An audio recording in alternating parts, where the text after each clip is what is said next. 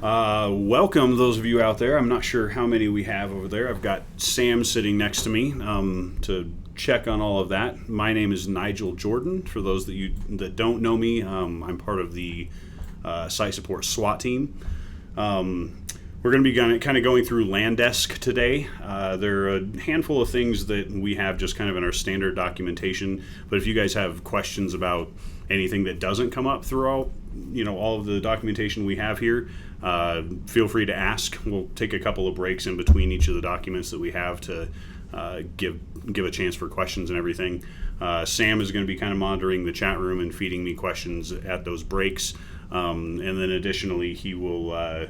have you put the link out there already for them? Okay, there's a link he provided that has the 4 documents that we're going to kind of walk through here. But like I said, anything that's not on the documentation that you have questions about, when we do the breaks, ask away, and we'll cover as much as we possibly can. So let's get started here. Landesk, specifically, we use Landesk for a handful of things in the district. The most common thing that the day-to-day use of Landesk gets used for is remoting into machines. We obviously use it in site support and at the hotline level, so we can remote into machines, help fix issues, that sort of thing remotely without having to go out to a school to do that sort of thing. You guys can do that inside your buildings. Those of you that are configured properly for it, your scope will be set to all of the computers in your school. So when you open the Landesk remote management utility, you'll see your computers for your building in there, and you have the rights to remote into those machines and do some of the other more advanced things that we're going to be talking about today. The other big things that you can use it for, remote or Landesk for, is you can push software to different machines. So if you wanted, Adobe Acrobat Reader or Firefox or, things that aren't in the image, I guess, on a group of machines, you can find those machines in Landesk and use software distribution to distribute those packages to those computers. Centrally, we also use it for patch management. You might have seen the email, I think it went out yesterday, about the machine or the window that some people have seen out in the district that pops up that says, hey, some updates got installed and all of that. But that's another thing that we've been doing down here at DoTS, is just patch management for the district. That's for Windows patches and also for software patches, Adobe like Flash player updates, Java updates, stuff like that. So there are a bunch of different things that we can do in it that we're not really utilizing at this time, but maybe look for we can do imaging with it, for example. I don't know, there's a whole bunch of stuff that we're really not going to cover today, but you guys don't really have rights to that stuff anyway, so it doesn't matter too much for what we're covering. So we're going to dive into it. The first thing that you need to know, hopefully you guys can all see the screen okay here. It's a little bit small because we're actually remoted into my desktop sitting in another room. The first thing that you should, let me see if I don't have it in there. If you don't have the management software installed, I've created a shortcut for it here. You can find this software on DPS NAS01, LDS KSW, which is the Landesk server where the software packages get saved. And then under software, there's a folder called Landesk. And then, of course, this is the Landesk 9.6 console. There's a bunch of different folders in there. In fact, if I go up a level, you'll see that there's all of these. But the Landesk 9.6 console is where you'll find the base installation of the software. It's Landesk software 960.exe, and then there's a service pack that needs to be installed. It's not a light download. If you look over here, the initial installer is just over 2 gigabytes, and the service pack is a couple hundred megabytes. So anticipate, putting it on a hard wire if you can, and it'll take a little bit of time to install that stuff. So, but if you don't have it installed already, this is where you would go to get it. If you install this stuff and you find that you can't log in, let me know or send a ticket into the hotline. You may not have rights. Normally when we get new STRs, it's part of the kind of the package. You get your rights for a bunch of different things. You get your STR rights, and we give you Landesk rights. But if for some reason you find you can't log in, let us know. It's probably a lack of rights. So that's where you get the package. The Landesk software itself looks like this.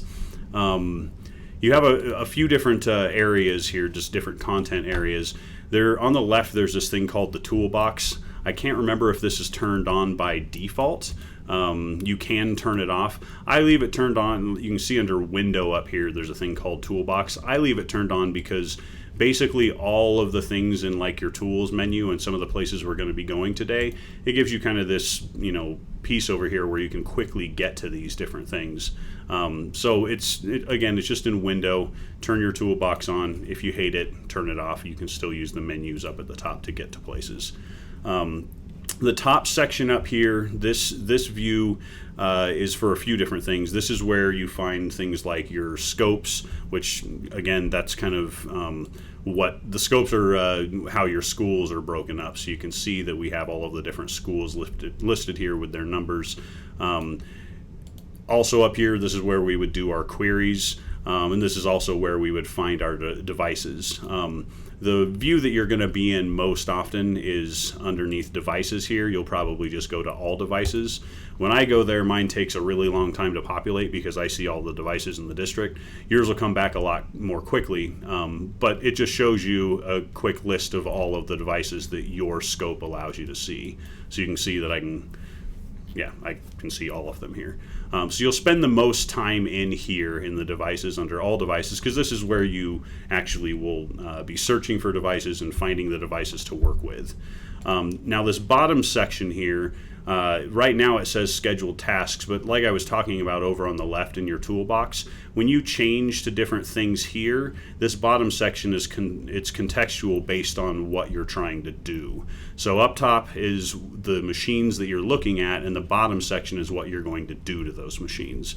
So for example, if I were distribution is actually a pretty good one. If I were going to start distributing software to the machines above, this is where I would do it under scheduled tasks. And we'll get to that piece in a little bit. So we're just going to kind of walk through the directions that I have here. Again, the link has been provided to you. It should be floating out there. We're starting with the Landesk 9.6 remote documentation here. And so the first thing that we're going to kind of cover is how to search for the machines that you want to work with. And most specifically, the thing we're going to do with these machines first is remote into them. So up here at the top of this list, above the devices, you have a search box.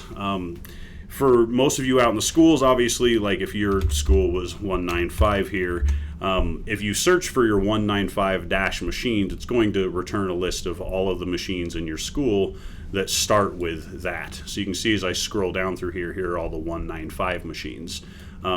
If you know the specific name of a computer, you can put the whole thing in there. If you know the computer's in like room 124, I can actually see it there, so I'm kind of cheating. But if I knew that, you could search for it that way. But I also saw like a 201 there. Maybe it's a lab in 195 here. I'm not really sure, but you can see when I search for it, there's a bunch of machines that are in room 201. Optiplex 720 is almost certainly a lab.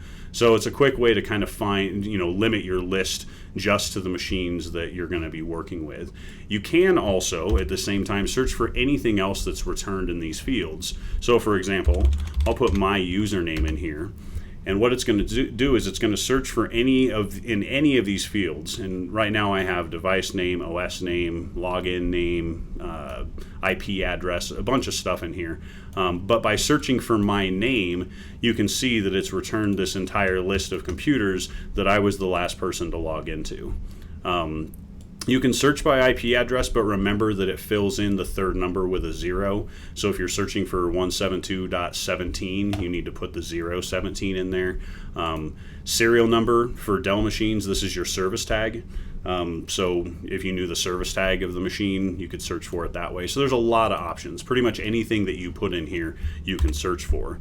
Over on the right, you can limit this to the specific column if you don't want it to return things from other columns, but I usually just leave it on any, and I would almost guarantee you guys will always have it on any as well. So the first thing that we're going to kind of cover here is how to remote control another machine. I'm going to minimize this because I've got this computer next to me that we're actually going to remote control, and it's my Surface Pro over here. So I've already searched for it, but obviously the first thing you would do is search for the machine you're looking for.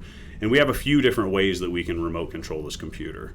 The first, and I think the easiest and the one that I use the most, is you right click on the computer, you go to remote control, and you have a few different options over here, but if you choose the remote control option, which is on the top, what it'll do is it'll open the Landesk remote control thing, and you can see on my screen over here it says it's asking for the user's permission.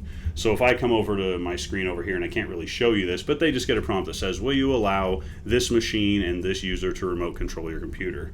If the user says yes, on your end after a moment, you will get their desktop. I know this looks just like my desktop, but that's because my profiles are synced. But you will get their desktop. You will see the things on their machine. By default, you have the ability to control their computer. You can launch different applications over here. There's obviously a delay. The delay is influenced heavily on the computer's speed and their network connection. So if you're remoting into like, what's the worst computers I can think of? Most of the time, unfortunately, FMs really get crappy machines. If you're remoting into an FM's computer, it's probably going to be really slow on your end because it's slow on theirs too. Laptops are a good example of slow machines also. If you're wired and they're wireless, it just takes a little while to get to them. Being inside the same building helps. Obviously, if I remote to other machines inside the ad building from here, we're in good shape. You guys will have a little bit of a speed advantage there, but if I remote into your computer from here, it's a little bit slower. But you can do anything from here that they would be able to do on their machine. Do remember, though, that they have the ability to control the mouse and keyboard, too. So I'm moving the mouse over here, but if the user starts moving the mouse over here and on their side and clicking things, you kind of get out of sync. You'll see them clicking on stuff while you're trying to do things. If you get really tired of them doing that, you have an option up at the top here. Oh gosh, which button is this? I don't use it very often because I don't have to lock people out, but you have a I think it's under, yeah, there it is. So under this little, there's like a button with an arrow on it. If you click the expansion arrow there, you have two options. You can send a Control-Alt-Delete to the screen. That's useful for logging into a computer. Remember that if a user isn't logged into a desktop or a laptop, any of the Dell machines, if you remote to it and it's on the network, you actually get right in. You don't have to wait for permission as long as nobody's logged into it. But the option I was talking about here, the shortcut for it is Control-Alt-K. But if you click this, it'll lock out their remote keyboard and mouse. It's great for those users that won't let you just get done what you're trying to get done. So that's I'm going to run through the other two ways to remote into computers here, but we're not going to dive too in depth because they are basically the same. But that's the gist of just remoting into another machine. You search for it, you right click on it, you choose remote control twice, and then you're in that machine. You can also see, though, that you have this other option that says HTML remote control.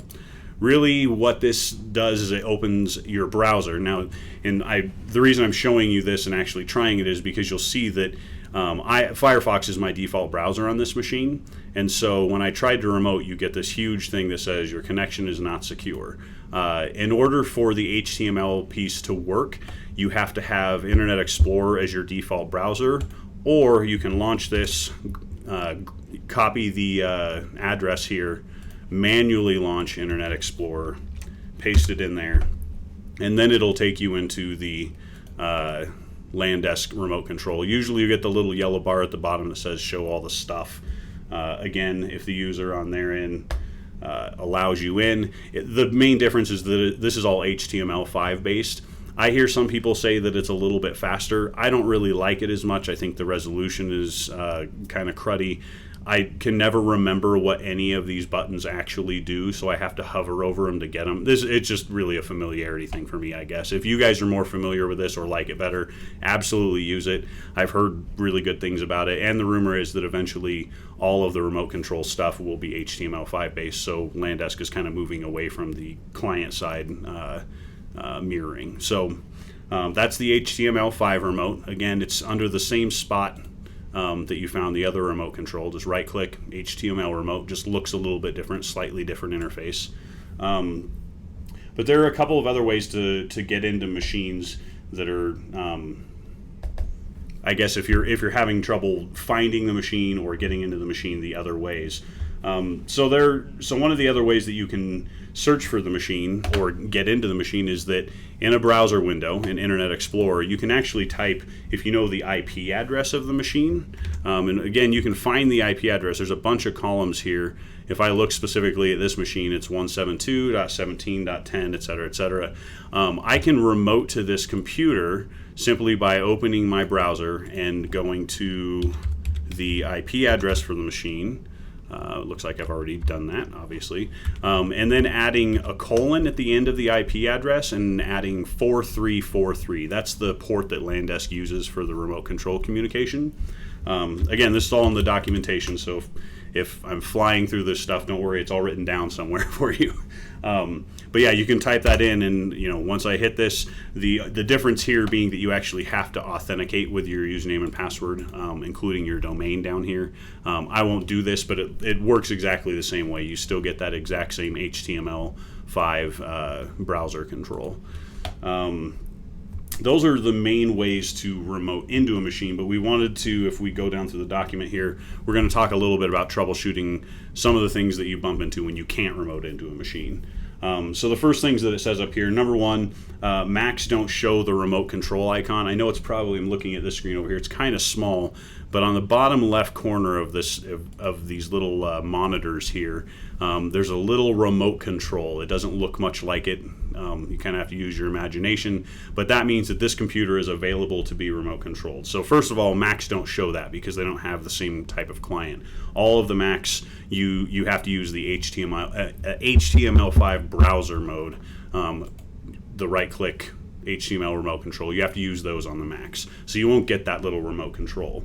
On the PC, the reason you get that remote control is because there's a service that runs in the background, and that's what it's actually connecting to with the remote control option, the standard client-based control.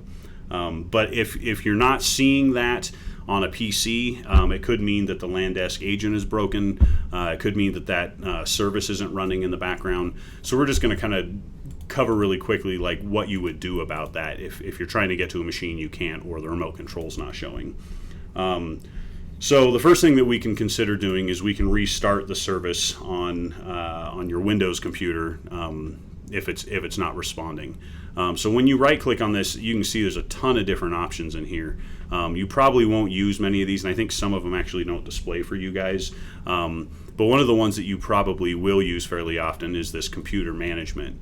Now, again, you have to have admin rights on the machine to do this. You guys all should. If you have PCs in your building, you should be local administrators on all of those. It's assigned by group policy. But if I click on computer management, this actually opens computer management on that remote computer. So you can see, if I expand this just a little bit, you can see that I'm connected to computer management for 860-Nigel-SP3, which is my computer sitting to my left over here. So you can do all of the things that you would normally be able to do if you were sitting at that machine. You can look at the local administrator groups on it. You can check out the event viewer. There's a whole bunch of stuff in here. But the important one that we're looking for is we're looking at the services and applications. And most specifically, if we go under services, there's one in here called Landesk Remote Control Service. Okay, that's easy enough. So you would just scroll down to it. You'd find the Landesk Remote Control Service. You right click on it and just do a restart. That'll and sometimes if you see that it's stopped, that could just literally be the entire problem. But restarting it usually is enough to refresh it to get it to where it'll respond to your commands and let you remote into that machine. So a few other troubleshooting things that you have here. You have the ability to ping the machine. What pinging is it's if you are looking for a computer on the network, everything has an IP address, and most everything should have a name associated with that. So this is the name of the computer here. Obviously, this is the IP address that's recognized on the network.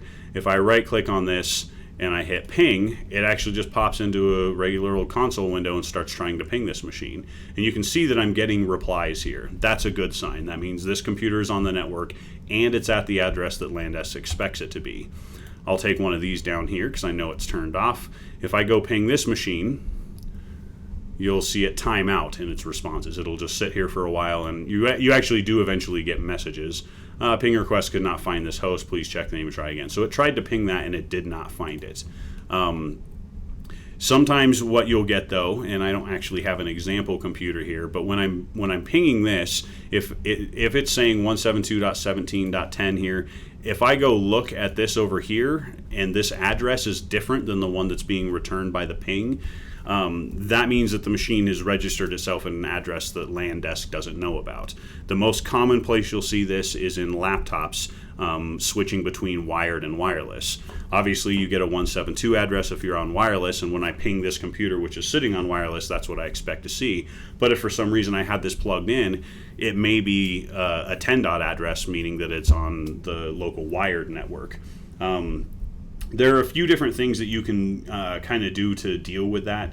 Honestly, the easiest way to do it, if it's a laptop and Landesk sees it at the 172 address and it's plugged in, you could unplug it. That's the quickest way to deal with it. Rebooting the machine, the remote machine, is another good way to deal with that. There are a handful of troubleshooting just steps kind of past that.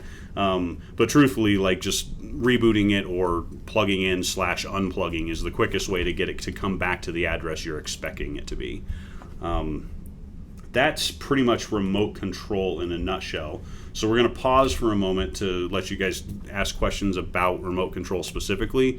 Again, we'll go into these other sections here, and then we'll have kind of general questions at the very end. So I'll wait a moment for the delay to catch up. I'm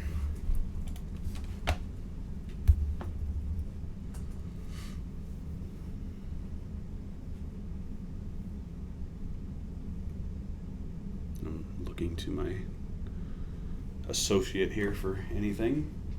We looking good? Are we caught up over there? Yeah. Okay. All right. Well, that's good. Remote control is pretty straightforward. So if you think of more, ask them at the end. We're going to dive into our next document here, which is going to be software distribution, probably the second most common task that you guys are going to do. So for software distribution, there are a few different steps to it. The first thing that you're going to do is you need to get into the scheduled task area. So again, this toolbox that I have open on the left is the easiest place for it. You would go to distribution and then you would choose scheduled tasks, and that'll populate this bottom area. If you don't use the toolbox and you hate it, go ahead and go up to tools, distribution, and then under there's scheduled tasks. Takes you to the exact same area, just two different ways to get there. So under scheduled tasks, you have three areas that you should be able to view. I don't remember if you guys get the all tasks view, because I don't know if you have rights for it. If you don't worry. It's much easier to use public tasks because that's where we put everything in a nice format, so it's easy to find. So the first place you're going to go is you're going to go look to see if there are public tasks available for what you're looking for. The easiest ones to generally go into are under public tasks, there's software. And then you have two different subfolders for software. You have the installs and the uninstalls. You guys probably won't really use uninstalls very often. Honestly, we don't really use them very often. We use them for troubleshooting or fixing mistakes or doing specific tasks. But software install, there's a whole bunch of these in here. They're the most common things that you're going to find out there in the district. In fact, I'll take the top one because this is one that you guys would probably use fairly often, and that's the Active Inspire install. So again, right under software install, Active Inspire, you can see that we have a few different options in here. We have 64-bit drivers, 86-bit or 86-bit, 32-bit drivers, and then the actual Active Inspire software. So any one of these that you wanted to distribute, each one of these is a scheduled task that you can take computers from your search area up top, put them in there, and then push the software to.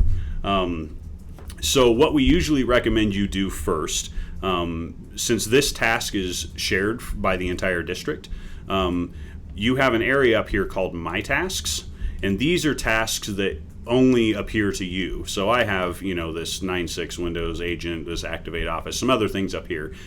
Usually I clean these up, but you can actually take these tasks and copy them to your tasks, and then you have your own individual tasks that you can run. Now, this is important for a couple reasons. Number one, like I said, the tasks under public tasks are shared by everybody in the district, which means if somebody's already running them, there's not really much that you can do to stop them. They'll just kind of keep going. You guys don't have the rights to cancel each other's tasks, so you would have to wait for their tasks. Number two, if you wanted good reports at the very end, hey, which computers succeeded, which failed, and you're pushing to say 50 or 60 machines, it's more useful to have your 50 or 60 machines than your 50 or 60 plus everybody else's 50 or 60. So the first thing that we recommend doing, if I was going to do the Active Inspire software, is I'd right click on it, I would copy it, I'd go up to My Tasks, right click on it, and choose Paste. And after a second here, it'll refresh, and you'll see that I now have a task under My Tasks called Active Inspire Software with a little 1 next to it. So I've just basically duplicated that task, so now when I run it, all of my reports at the end are going to be based on the things that I've done, and nobody else gets to use this task, so you won't have to wait for anybody or any of that. So that's the first step. We find the task that we want under public tasks, we copy it to My Tasks, and then the second step is we decide on which machines we're going to put in there. So you would just kind of go back up to this top section and start looking for the computers that you wanted to push this stuff to.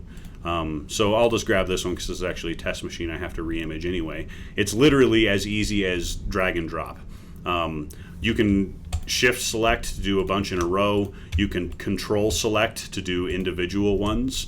And when I say that, I'm holding down the control or shift key on my keyboard for those out there that are wondering. So I'm just going to grab this one, but literally once you've selected it, you just drag it down to the distribution task, the scheduled task here. And what you'll see is that over on the right, it populates with a pending. So there are a few different statuses here. You obviously have pending, which is what it starts at. It means it's waiting for something. Active means that it's actually going through the installation process, or it's trying to identify the machine or whatever. And then you get 2 additional pieces at the bottom that say successful and failed, which populate based on whether or not the software that you're distributing actually worked. So it's just sitting here. If we go down to these different areas, you can see all of these statuses. You can see them individually. All devices shows you every device that's in the task. Active shows you any that are running. Right now I don't have any. Pending, etc., down the line. So in order to kick this software installation off, all I have to do is right click, go up to Start Now, and then you have a few different options here. If you just dragged a whole bunch of stuff down there and it's your first shot at this, you've got 20 devices in there, I usually just hit Start Now, all devices, and it'll start installing, or at least identifying the computers to install to, and then copying the files down and installing. The other options you have in here are devices that didn't succeed, devices that didn't try to run the task, and waiting or currently working. Now, waiting or currently working is basically it collects anything that's sitting and active that hasn't started, or anything that's in pending that hasn't done anything yet. Devices that did not succeed will get anything that's sitting in pending and anything that's sitting in failed. So anything that's waiting to, so maybe you pushed it to 20 machines and then you're like, it got to the end and you're like, man, 10 of those didn't make it, but I found 5 more that I want to install to. You could drag those 5 down there. They'd end up in the pending. You'd see them under the list here. And then your other 10 that failed, if you chose Start Now devices that didn't succeed, it'll get anything pending and anything that failed, and it'll try to start all of those up. The least commonly used is devices that did not try to run the task.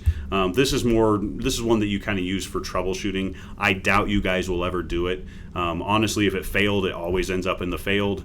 I would just run the devices that did not succeed in that space. That's pretty much it for software distribution. It was pretty dirty here. We don't really go into the package building because you guys don't have rights to do that. Generally, if you have questions about, if you have software packages that you need built, you can see I have Logger Pro installer here. I built that I built similar versions of that for a few different schools, but we can build you packages and then say they're ready, and we can either start the distributions ourselves or have you guys start them and say they're ready to go, do it on your own scheduled time, whatever. So you guys don't have rights to build these packages, but if you have questions about scheduled tasks, let's dive into that. So the question is, can I use this to update my computer lab machines to Microsoft 2016, Microsoft Office, or? Yes. So the question again, in case you guys couldn't hear it, can I use this to update my lab computers to Office 2016? The answer is yes. Our Office 2016 installer is down here in Software, Install, and then Microsoft Office 2016. You'll see that we have two versions of it, the 64 and the 32-bit.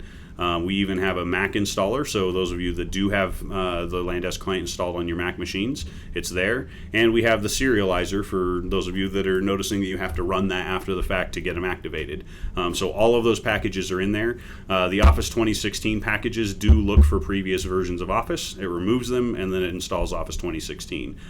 Because it does go through that removal process first, I recommend doing them on a wire if you can, because it takes a little bit of time. And then note that if you have a whole bunch of them, it is just going to take quite a while to actually remove and then reinstall all of it.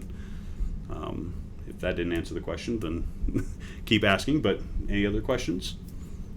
Nothing. Okay. We're going to move on, but if you have additional questions about scheduled tasks, save them for the end and we can come back to them. The next document we're going to kind of run through here is the Landesk queries document. Okay, so queries, I didn't really touch on it before, but I did mention it.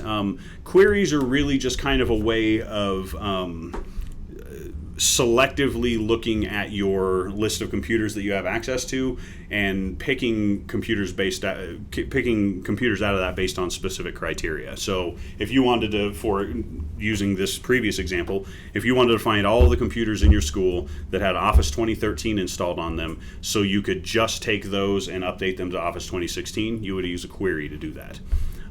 So the way that so we have a bunch of again, I don't think you guys can see all queries, but we have a bunch of public queries in here that you can use for some of that. I would definitely recommend looking through here. Office 2007 queries, that's awesome. We have some old stuff in here, but I would definitely encourage you to glance through here because we may have something in here for you already. If we don't, it's fine. That's why I'm going to show you how to build your own queries, but at least glance through there to see if it has what you're looking for already. So without further ado, we're just going to dive into queries here. You right-click on My Queries, because that's where you're going to build your own custom queries. You see I have a handful of them here. We're going to right-click, and we're just going to do New Query. So the query screen has three different sections here. The top section is the inventory list, and what it really does is it's the place that you find the criteria that you're looking for to select these machines.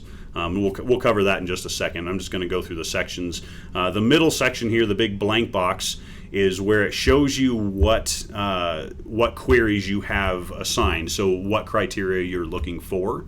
And that's what's going to run as opposed to searching for it. This is what you've chosen to run. And then your bottom section is what results you want to return from the column sets that are built into Landesk. For example, you can see the default here is I want to return the display name of the computer, what type of computer it is, and what OS it is. That's really, I mean, if you're just trying to get a list of computers, this is sometimes enough. But there are obviously things you could add to that to make it more detailed if you needed that level of detail. So the first thing that we're going to do is we're going to build our new query, we're going to name it. I was kind of powwowing with myself earlier on what I wanted to do that would be kind of quick and dirty for this. Let's, I can't remember what I decided on. Office is a really big one because of the scope that I have. Let's do, I'm going to do a query based on, let's look for all of the latitude 5500s that are left in the district. That shouldn't be too many. So in this case, and you can see that they have all of these categories up here. There's tons of different categories. But if you scroll to the bottom, there's a whole bunch of just kind of pre-built ones. Device name, for example, I could search for anything that started with a certain, like 860 dash whatever. There are a bunch down here that primary owner, that's the person that's logged into it the most or whatever. But there are some other specific places, like if you were going to look for Microsoft Office, you would go down to software. You would expand that. You would want to look in the add and remove programs, and then you would want to do the name of the program. Now, I'm choosing this one because it's actually going to be a ridiculous list. I wanted to show you how awful it is to navigate this thing. So I've just said that I want to look for a specific name of a specific piece of software on the computers that are in my school. Now, this isn't going to be as awful for you guys because my scope shows every computer in the district. So I get every single piece of software that's installed on every piece of equipment in the district.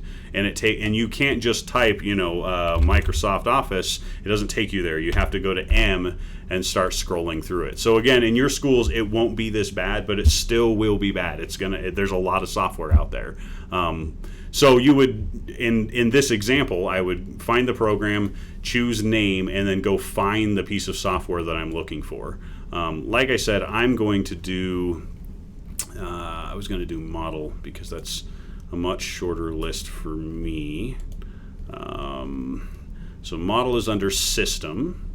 And so those of you looking at this top level here that see all of these different items, trust me, I don't know even a quarter of the items that are in here. I literally have to just kind of bounce through this list looking for the things that I want. The query manager, it has so much information, it's really hard to get exactly what you're looking for, but once you do, it is exactly what you're looking for.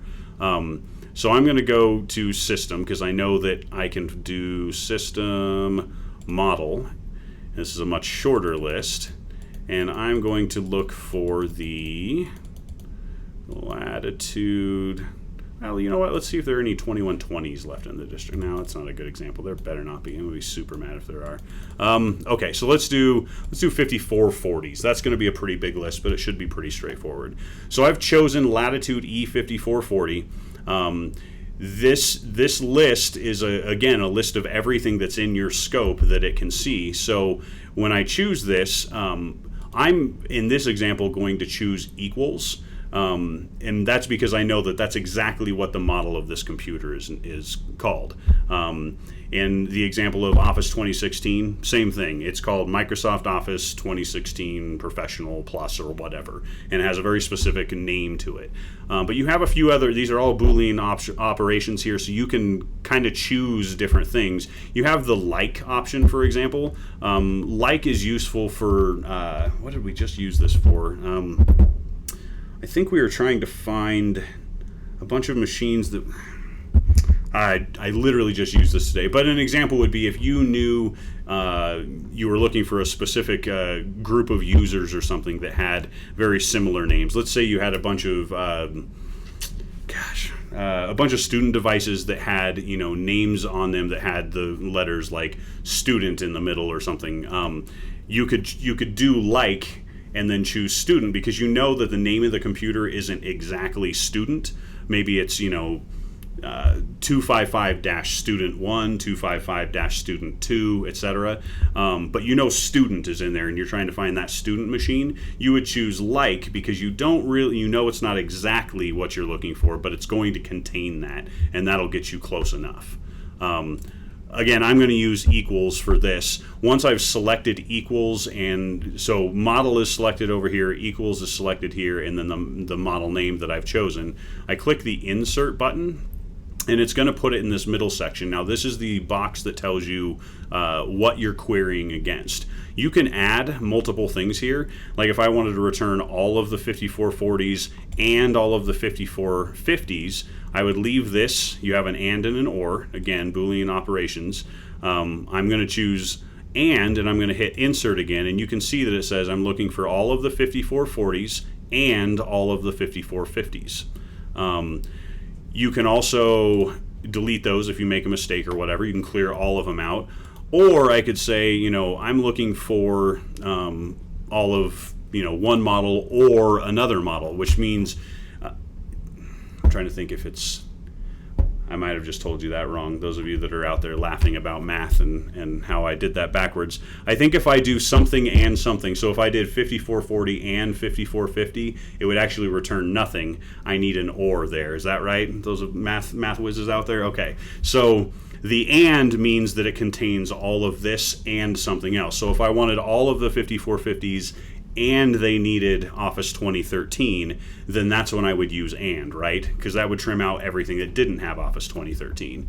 If I use an or, in my example before, 5440s or 5450s, that's going to return a list of all of those. It's going to say, here's all the 5440s, or all of the 5450s. I hope that makes sense. If it doesn't, ask me about it and I'll go back and clarify it again. But in this example, I'm not going to grab both of those because that's an even bigger list than what I'm already doing here.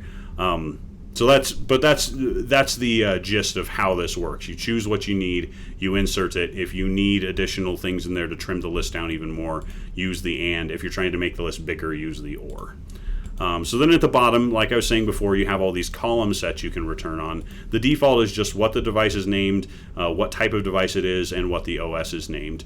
I know that you can add a whole bunch of other really cool stuff down here. I'm actually looking for the model, so I'm going to go ahead and put the model in here to make sure it got what I'm asking for. But you could also put in service tag, you could put in login name, gosh, what else is in here? What group it's in, IP address if you were trying to find specific machine, a list of IP addresses, any of that stuff. I'm just going to kind of run this really quick to show you what happens when you run the report. So I'm doing all the latitude 5450s. I'm going to save this query and it's going to put it in here. Now, just having the query selected doesn't actually run it. You can see on the right here, it tells you double click the query in order to run it. So I'm going to double click this.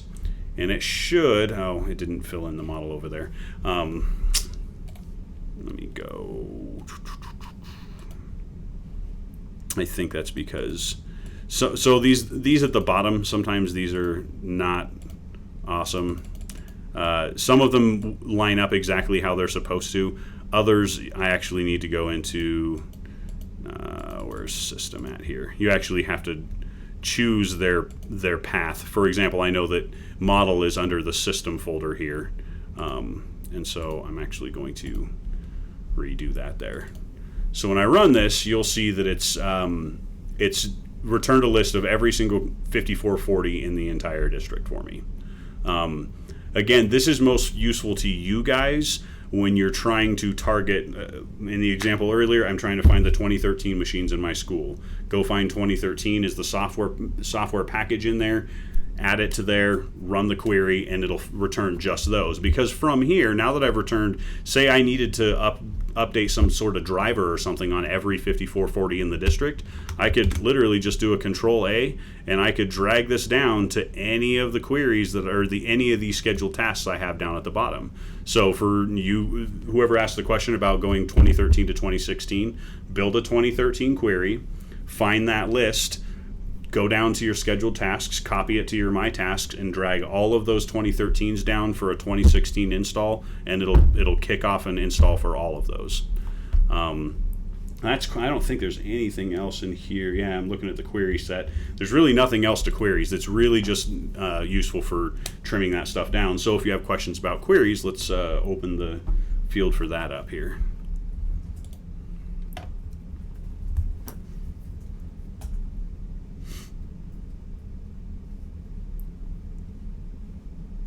Okay. Delay seems okay over there, and it doesn't sound like we have anything, so we're going to move on to our last section here. And again, at the very end of this last section, we'll just open it up to any questions about Landesk. So the last section in here is it's actually just kind of covering a utility that we can use.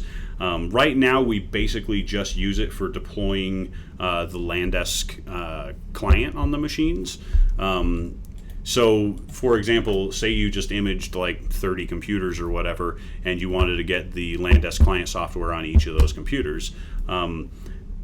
This isn't as useful as it used to be, specifically because we include the Landesk client installer at the root level in our image now. So you just browse to your C drive and run the installer, and it's fine. But if for some reason, it didn't get it, or maybe you set up 30 machines and you're like, I don't have time to run all the Landesk stuff, I'll do that stuff later, you could use this utility called LD Discover to go find those computers and install Landesk client on them. Additionally, if say we update the Landesk client to 9.7, and well, I guess we wouldn't really use that because we would distribute it, but if you had a reason to look on your network for any machines that don't have the client, you can actually use LD Discover to find them and push the client software to them. So in the instructions here, it tells you that you browse to DPS NASA 1, school support SWAT, and copy down the entire LD Discover folder. I've already done that, just to kind of get a jump on it here. What it does is it'll drop a few files into this folder. You have the actual executable file here. You have an INI file that's just literally just a list of the settings that are attached to it. And your LD Discover text file is actually what's going to be targeted and pushed to those machines. So we don't really, you can hand modify these things to do things really quickly. That's actually the way that we used to do it. But this is literally just it's got a GUI attached to it that'll let you modify these things for you. So the first thing that you need to do, I think it should show this in the instructions. Yeah, run as administrator. You want to right click. You could just run it as administrator here. I would recommend just popping into properties, go to secure compatibility, and check the run this program as administrator. That way it always runs at administrator. But you could right click and run it that way if you want to do that each time. The reason you have to do that is because if this thing doesn't have admin rights, it just doesn't work. That's really all there is to it. So once you're in LD Discover, you have a few different areas here. The first thing that you guys need to worry about is configuring what's happening. And I don't know what order they put this in the documentation. I would hope they go for accounts first. They do. Good.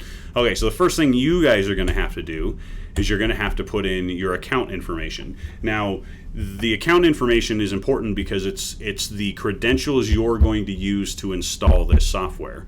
So on all these machines, if we're going to push the Landesk agent to all of them, you need your credentials in order to install it. A teacher can't do that, right? And a student can't do that.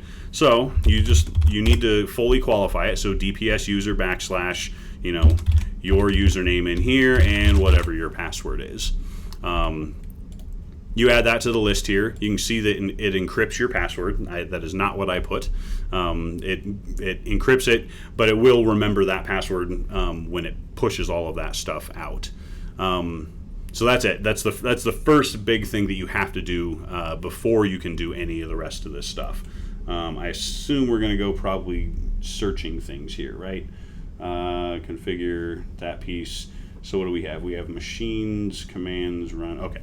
So there are a few different ways to search for the computers that you're looking for to install this stuff to. The easiest way is obviously if you know the name of the computer, you can go to the Machines tab and you can type in the name of the computer. I know that this is the name of my desktop sitting in the other room. In fact, it's the one I'm remoted into. I click Add. So I can just start doing any of these. I can put in any of the stuff in there. Now, if I'm putting in machine names, I do have to hit the use machine name list at the bottom. If I'm doing IP addresses, I obviously have to set it as use IP addresses. You can't do them both at the same time when you're running the query, I don't think. So that's the quickest way to get like machines in your list. If I remember right, you have to hit the... Let's see, select use machine names. I'm trying to remember if this is, do you have to, oh no, you do the oh no, that's right. If you had, that's what the import's for. So the directions here talk about importing a list. So if I had a CSV file, which you can create from Excel, it's comma separated values. It's just a text file where every single field is separated by a comma. Excel will read it because it'll say, hey, there's a comma there, that's a new field. And you can export from an Excel spreadsheet to a .csv file. So where you would use this, I would say, is if you were in Landesk, and I actually didn't show you this. I can pop this open really quick, but let's run heat users. That's a pretty small list now. So this list here, if I wanted this as an Excel spreadsheet, I can right click on it, or well, as a CSV, and I can do export as CSV. And what this will do is it'll create, and I mean, I guess I could just throw it on my desktop here. It'll create a CSV file. There we go. So it opens in Excel, but it creates a CSV file with the stuff that's in my query. So what it's talking about in the documentation here is that you can use LD Discover to import a CSV file. And you can see that it's got a whole bunch of stuff in here. If you were making a CSV file to import, I would recommend going through and just, not properties. I would recommend taking your CSV file and just trimming off everything you don't need. So in this case, in fact, I would probably even delete device name here. So this CSV file now literally just has a list of all of these computer names. CSV format. There we go. We're going to call it that. Yes.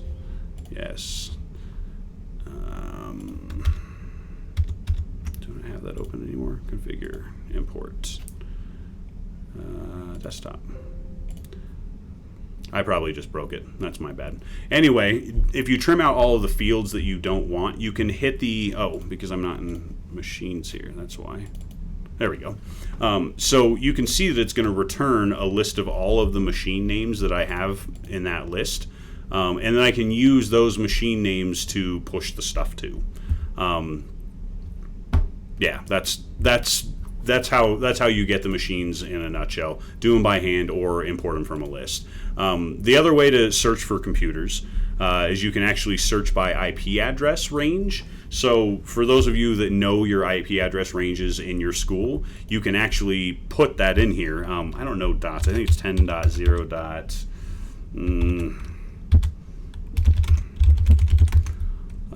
It's 10.20.20.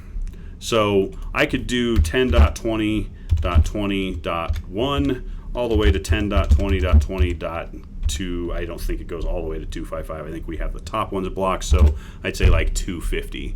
So I can actually grab that list of all of the machines that are in this range, and it'll just do every IP address that it finds in my school and try to push this software to it. So that's another quick way of just saying, and if those of you that have multiple ranges, say you guys have like a 10.20.21, you could add, I should make those part of the same scope. I could also add all of the 21s in there. So once you've added all of your IP ranges, then you would be able to just run this against everything in the building. Let's see what else we have here. So commands. This tab specifically is what you're about to do to this, whatever your list is. So I've chosen IP addresses here, these two ranges. I really better not run this. There's going to be mad people. But this is specifically what commands are going to be run here. So you can see by default, we have this set up to do the 9.6 Windows DPS default agent. This is the Landesk agent, and this is the path for it. Now, whatever you put in here has to be an accessible path from this machine, and it has to be fully qualified. So again, you can see / DPS NASA 1, LDS KSW, etc. This part right here is probably the most important for you guys if you're going to be pushing like existing software packages. So DPS NASA 1, LDS KSW software, if I browse to this location, you can see that these are all of the packages that you can get to in the Landesk tasks down here, right? So, for example, if I was looking for the Microsoft Office 2013 installer, or 2016, I guess, under Software, Microsoft Office, Professional Office 2016 Preview. That's kind of weird. I wonder why. I feel bad. I should have looked at that one first. Office Updates. I'll have to go figure out why that's not in that list. Wonder if it's in a different location. Anyway, so you would go and look for, so say it was Office 2013 you were looking for. This is the setup.exe file for it. You would know that this is the path and this executable to run in here. So you would write that entire thing in here. Again, for software distribution for Office, I would never advise you to do this. Most of the time, you're gonna use this for just doing the Landesk agent. That's why we put it in here as the default. But it is another option that you could use to kind of more forcefully go out and look for things on your network that you wanted to install this on. But yeah, definitely use Landesk if you're going to install Office. That's pretty much it. I again am not going to run this thing in here because people would be pretty mad if I tried to push this to everything in this building. But yeah, so when that's done, once you've added it to this list, you have a couple of options here. Actually, you know what I could do? I could do a 2020 250 machines accounts. Let me see if there's any. Let's see.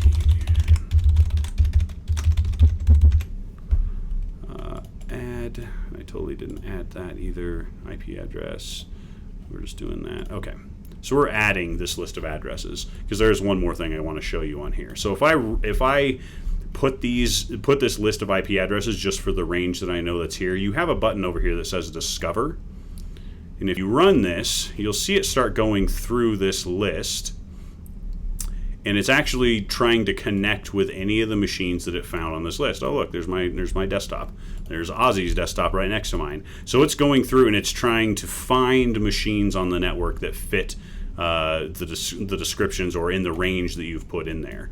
So as it goes through, and it's the end of the day here, so a lot of these machines aren't online, but it goes through and it tries to find all this stuff. I can stop this at any time once I think I've got like a decent list of it. I just hit stop. The pings are sent over here on these. It hasn't responded with any of them. But when you eventually get your list, you can then go through and specifically click the things that you want to push to. And then you would hit the run button and it would start pushing to these different devices.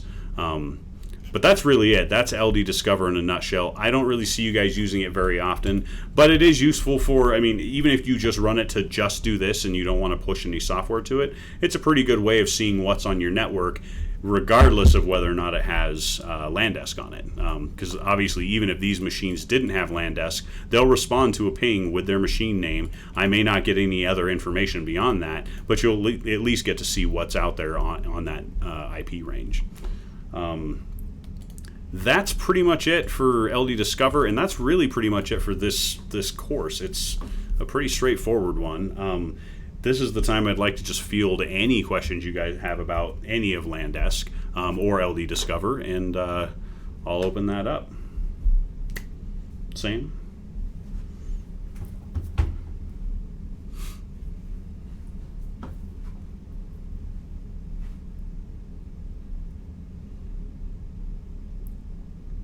Okay, so we have this question is, if we schedule a task for a teacher computer and the teacher isn't in the building, will the update come through once the teacher's back in the building, or will it just update? Okay, that's a great question. So if I schedule a task for a teacher and they're not there, what happens? This is an area that I don't know if you guys have access to. Again, this is the actual distribution packages.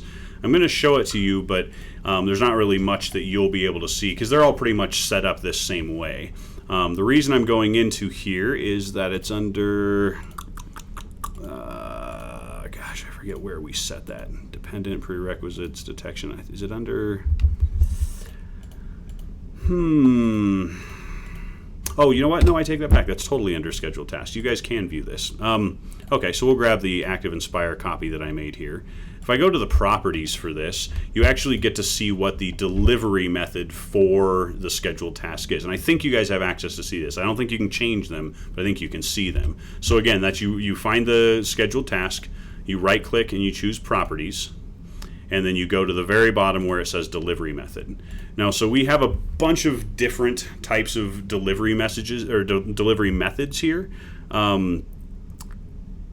the most common that you're going to see is this standard policy supported push distribution. So the two types of major, let me go to, I wonder if it has the other ones in the list here. Oh, here we go. So you know what, it's easier to see it in task settings. Let's do it here. So the three major types we have are policy supported push, policy, and push. Again, this is under task settings.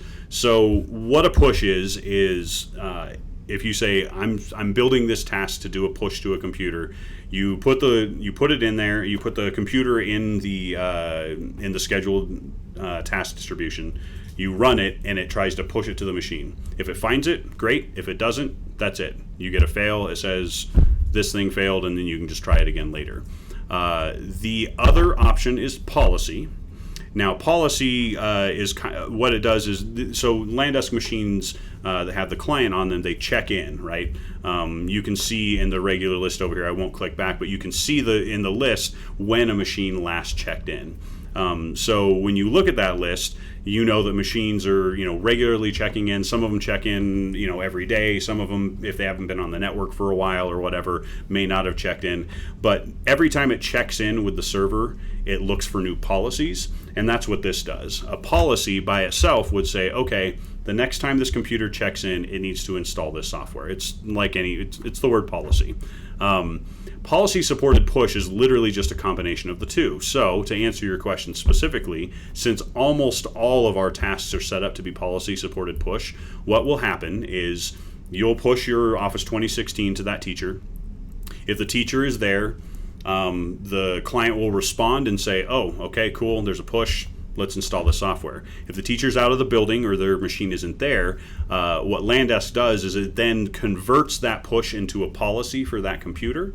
And the next time that computer checks in, it should automatically recognize that policy and start the download. So the good news is that even if a device failed, it very well could and should pick it up the next time it checks in for its policies.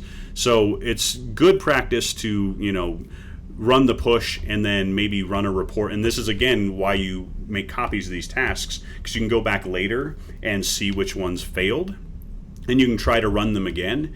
And one of a couple things will happen if the machine, was offline and it failed because of that, but it came back and checked in and got the software already. If you try to run against those failed pieces or the failed machines, it sees the software on there already, it'll be like, I don't need to, the software's already installed, and you'll get that in your report next time. It'll come back as I think it comes back as a success, software already installed. But it does gives you the status. It tells you what happened with that software. So again, for your question, it tries to push it. If they're out of the building, it sets it as a policy. The next time they check in with Landesk, which happens in the background automatically, it should grab that software. Any other questions over there? Yep. Okay. Just curious, how would I find the range of IPs in my school? How would you find the range of IPs in your school? I don't know if you guys have any published lists of that. It's actually kind of tricky for you to just go looking somewhere. My recommendation would be either, one, just submit a ticket, or even just shoot me an email and be like, hey, what's my IP range? I have a couple quick ways to do it. If you're good friends with whoever your network tech is in your building, they have a good way of searching for those. An easy way of at least seeing some of your ranges is, so you might have saw earlier when I did this, I clicked on my start button or hit Windows R to get this run command.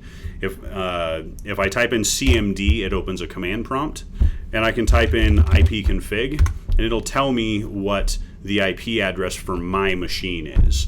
So you can see here that 10.20.20.23 is my IP address for this machine. That means my range is 10.20.20.1 to technically 255, but they kind of block the last ones for servers and overhead at the switches and some things like that. So that's the range that this machine falls in. Now, if you're at a really small elementary school, that's probably the only segment that you've got. That and your wireless, so you would want to do this on a wired machine and a wireless machine. The wireless machine will be 172 dot whatever. So those in a very small school with fewer than like a few hundred kids, you're probably only going to have one range in each of those. Larger schools, high schools, you're definitely going to have probably more than one range on both wired and wireless, so it becomes a bit trickier. You'll be able to find the range that this one sits in, but like I mentioned earlier, this building probably has 10.20.20. It probably has 10.20.21. Like, it's probably got multiple ranges because there's like 1,000 users in this building. Plus we get guests, and there's the school downstairs and all that other stuff. So I would recommend just reaching out to your network tech or just dropping a hotline, and we can find that information for you. Other questions?